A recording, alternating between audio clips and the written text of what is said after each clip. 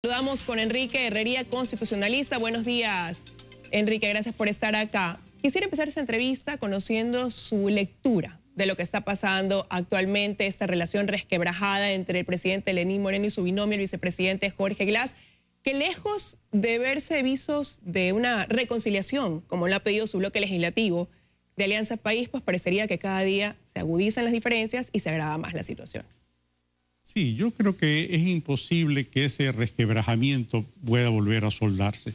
Creo que la crisis es de tal naturaleza en el orden fiscal que lo obligará al presidente Moreno a decirle al país: hay que hacer esfuerzos, hay que hacer un ajuste de cinturones, pero también tiene que explicarle al país las razones por las cuales viene ese ajuste de cinturones, esa crisis, señalando no solamente a los responsables de la crisis, sino también cuál es el sistema para poder recuperar los cientos o miles de millones que se ha depredado el Estado ecuatoriano, beneficiando entonces un grupo muy cerrado de funcionarios públicos.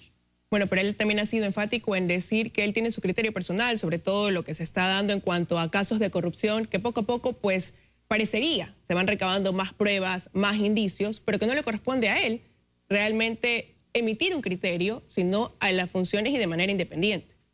Sí, bueno, eso de ahí podría darle la razón. Hay que ver los escenarios que se presentan para que se pueda sancionar la corrupción. Para comenzar, por ejemplo, en el caso de los últimos indicios que apuntan, y lo dice Lenín Moreno, apuntan a Jorge Glass, hay que considerar qué es lo que se debe hacer jurídica, procesalmente, correcto, éticamente y políticamente también. Empecemos jurídica y procesalmente. Jurídica y procesalmente. El ministro fiscal del Estado, el doctor Vaca, tiene todas las atribuciones procesales para él. Ya una vez que todos esos indicios o elementos de convicción se están convirtiendo en indicios de prueba, en medios de prueba, para no llamarles pruebas, él ya puede instaurar una instrucción fiscal. En esa instrucción fiscal perfectamente puede, no hay nada que se lo impida. Hay abogados que dan unas lecturas equivocadas. Nada le impide que la instrucción fiscal, que ya la inicie, él ponga medidas cautelares. Medidas cautelares que no solamente pueden ser el arraigo del vicepresidente Glass, sino la orden de prisión preventiva. Esa petición en la instrucción fiscal tiene que pasar a la Corte Nacional de Justicia y la Corte Nacional de Justicia tiene que solicitar autorización a la Asamblea Nacional para continuar con el proceso, que puede desembocar en orden preventiva de prisión contra el vicepresidente de la República. Lo que llevaría a que Jorge Glass, en caso de darse una medida como esta, deje de ser vicepresidente temporalmente mientras se determine o no si es que efectivamente hay culpabilidad o no. Efectivamente, no por el hecho de que se ordene la prisión preventiva significa ya de que es culpable, porque hay la garantía del debido proceso de la presunción de inocencia. Todos somos inocentes hasta que se demuestre que Todos somos inocentes culpables, hasta que no haya sentencia ejecutoriada que determine lo contrario. Por lo tanto, se va a producir una vacancia del cargo. Va a haber una situación temporal en la que el vicepresidente Glass no va a poder ejercer sus funciones. Pero eso está contemplado en el artículo 146 y el 150 de la Constitución. Tanto para presidente como para vicepresidente, esta situación temporal de imposibilidad de ejercer el cargo no puede pasar más allá de 3 meses.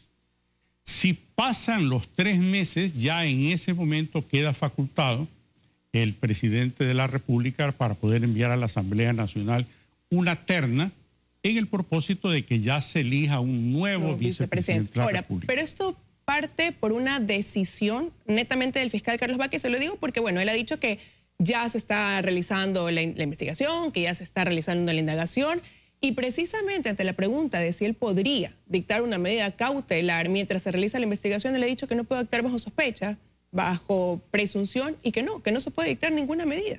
Está equivocado. El fiscal general de la Nación no ha incursionado en el campo del derecho penal.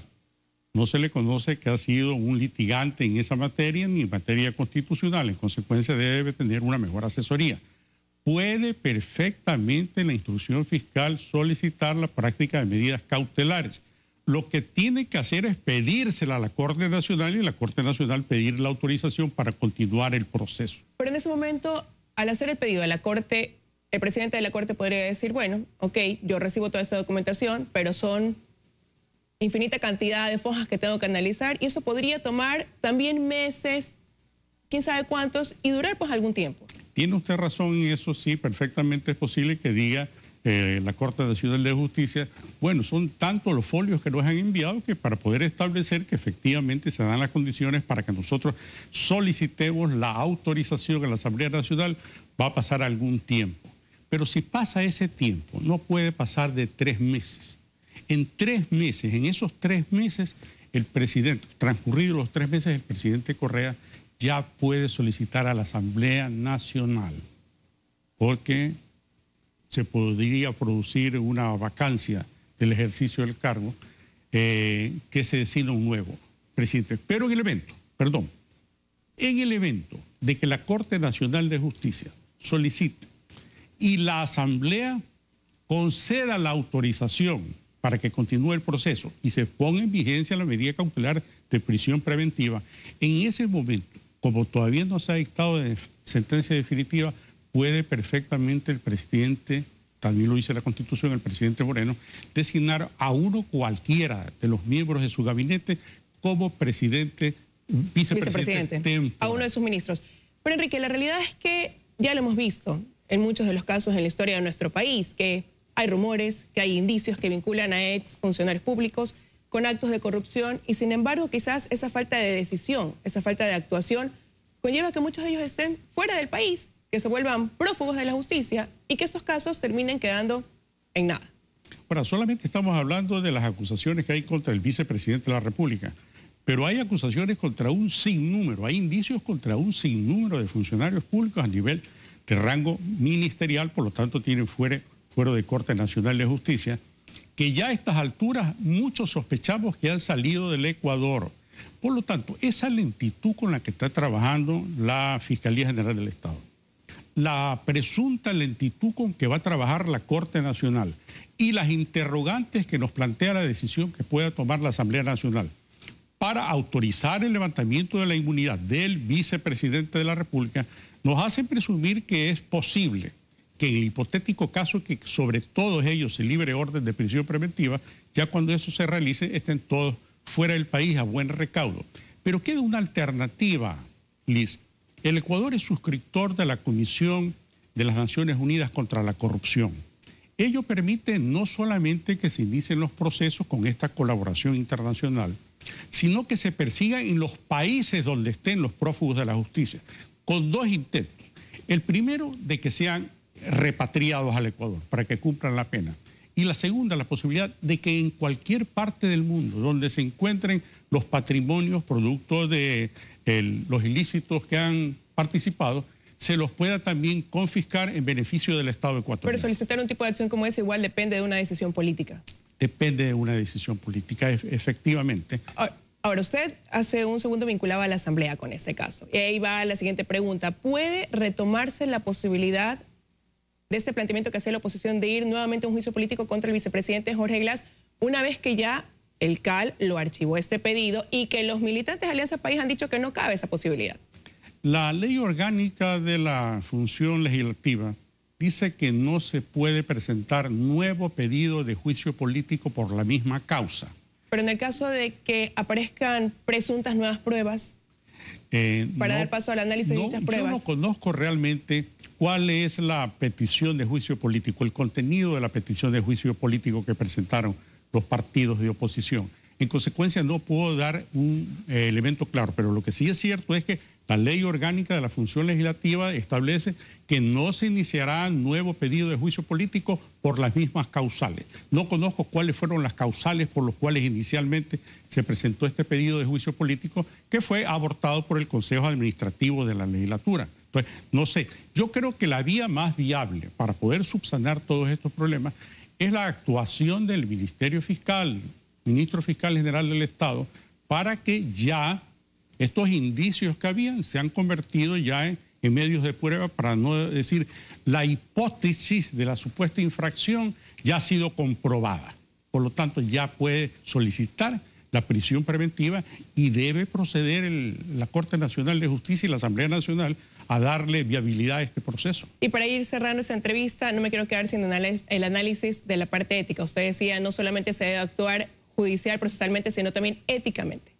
Sí, efectivamente, y yo creo que todos los indicios que hay, no solamente en el caso de ese contrato en el cual ya se están haciendo imputaciones directas en contra del vicepresidente de la República, sino hay un conjunto de acciones que hacen ver que tiene un alto grado de participación. Pero para comenzar... Pero actuar éticamente equivaldría, Enrique, a que el vicepresidente Jorge Glass quizás tome la decisión de renunciar a su cargo como vicepresidente de la República. Debería renunciar al cargo. Él debería renunciar al cargo porque además, mire, usted solamente le pongo un ejemplo. Hay en materia penal lo que se llama la teoría del autor mediato.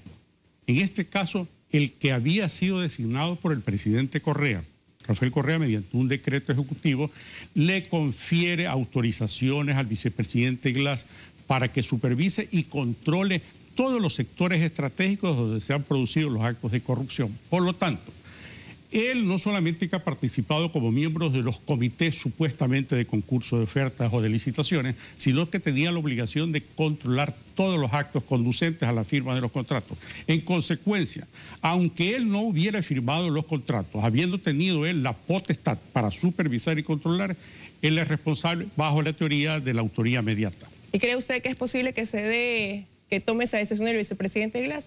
No, no creo que vaya a renunciar. Yo creo que seguramente esto va a terminar por la presión ciudadana en una imputación directa con orden de prisión preventiva, dándole tiempo al vicepresidente a fugar del país.